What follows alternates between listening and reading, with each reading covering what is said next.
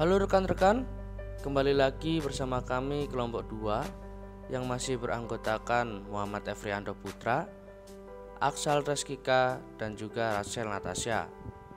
Di sini kami akan menjelaskan bagian 5 membuat nilai bab 13 strategi menetapkan produk. Strategi menetapkan produk dibagi menjadi 6 sub. Sub yang pertama, karakteristik dan klasifikasi produk. 2. Diferensiasi. 3. Desain. 4. Produk mewah. 5. Isu berkaitan dengan lingkungan. 6. Hubungan produk dan merek. 1. Karakteristik dan klasifikasi produk. Perencanaan pemasaran dimulai dengan merumuskan penawaran untuk memenuhi kebutuhan atau keinginan pelanggan sasaran. Pelanggan akan menilai penawaran berdasarkan 3 elemen dasar. Yang pertama, fitur dan kualitas produk. Kedua, bauran dan kualitas layanan.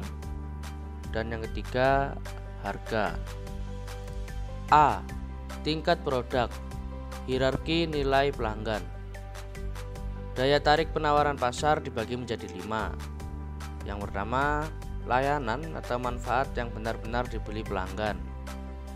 Kedua, pemasar harus mengubah manfaat inti menjadi produk dasar.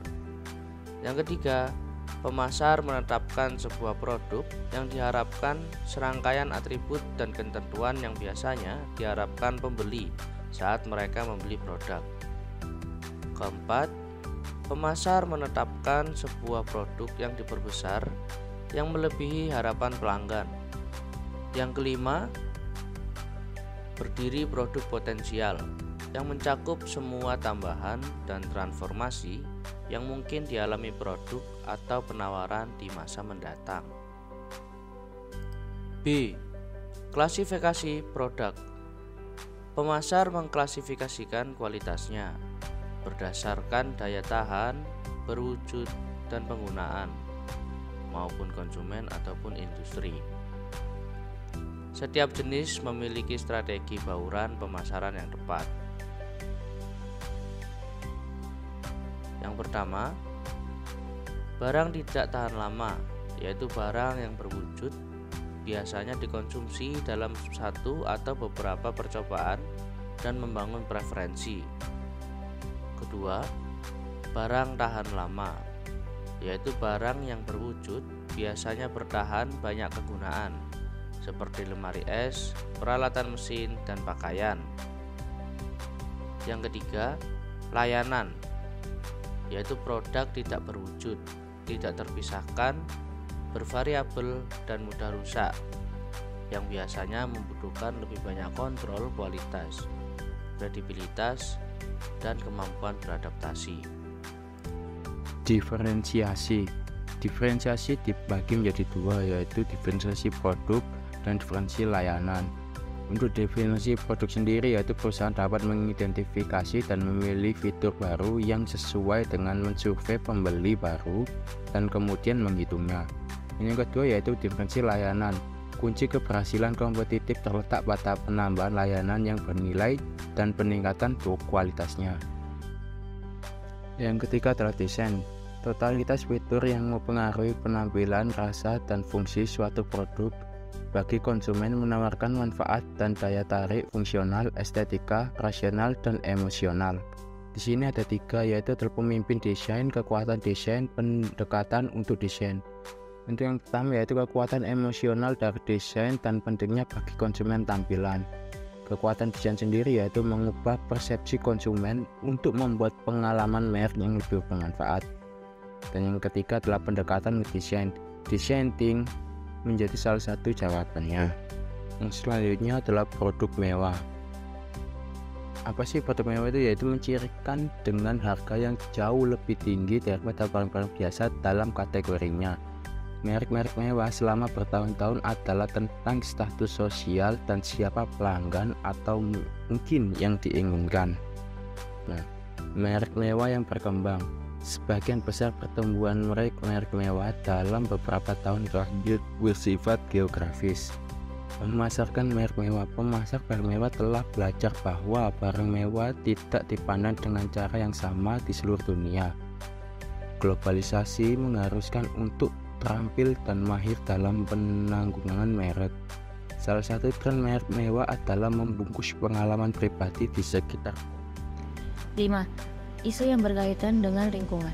Banyak perusahaan mempertimbangkan cara-cara untuk mengurangi konsekuensi lingkungan yang negatif dari menjalankan bisnis dan mengubah pembuatan produk dengan bahan-bahan yang terkandung di dalamnya. 6.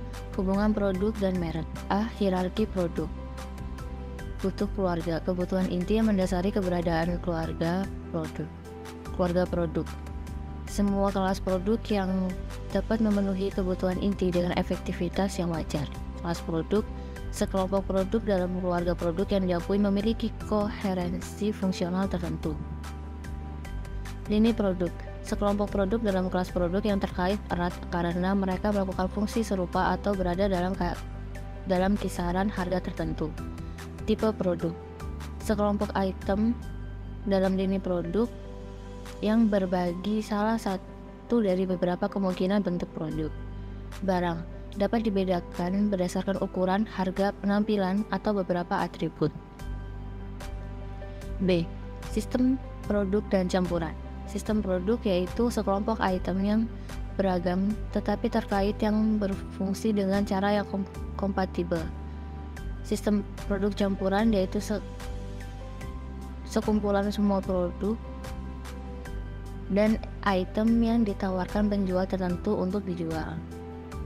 C. Analisis lini produk. Peta produk juga menunjukkan item pesaing mana yang bersaing dengan item perusahaan X. Peta juga mengungkapkan kemungkinan lokasi untuk item baru. D. Harga campuran produk. Perusahaan mencari satu set harga yang memaksimalkan keuntungan pada total campuran. Berbagai produk memiliki hubungan permintaan dan biaya pada tingkat persaingan yang berbeda. E. Panjang lini produk. Tujuan panjang lini produk yaitu mendorong upselling, memfasilitasi penjualan silang, melindungi dari naik turunnya ekonomi. F.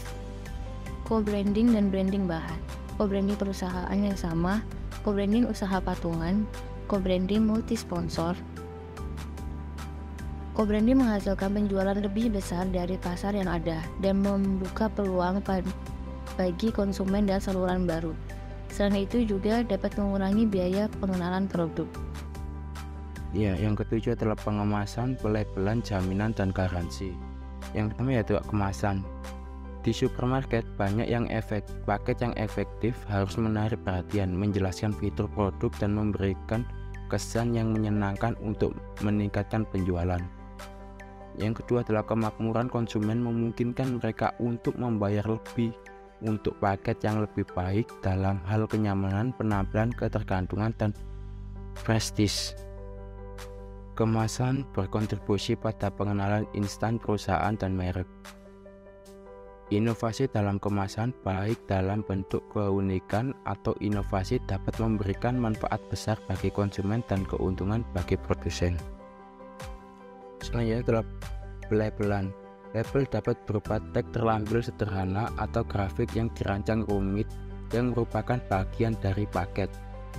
Mungkin membawa banyak informasi atau hanya nama merek. Fungsi label dalam produk yaitu yang pertama adalah mengidentifikasikan sebuah produk atau merek dan juga dapat memberikan nilai dari produk. Yang kedua adalah mendeskripsikan produk mulai dari pembuat, tempat dibuat, kapan dibuat, dan juga komposisi yang terkandung di dalamnya. C. Garansi dan jaminan. Garansi adalah pernyataan formal dari kinerja produk yang diharapkan oleh pabrikan. Produk dalam garansi dapat dikembalikan ke pabrikan atau pusat perbaikan yang ditunjukkan untuk perbaikan, penggantian, atau pengembalian uang. Jaminan mengurangi risiko bagi pembeli dan mencerminkan kualitas tinggi serta kendala perusahaan. Customer sangat membantu dalam situasi di mana perusahaan atau produk tidak dikenal atau memiliki kualitas yang lebih baik dari pesaing. Sekian persentase di kelompok kami. Terima kasih.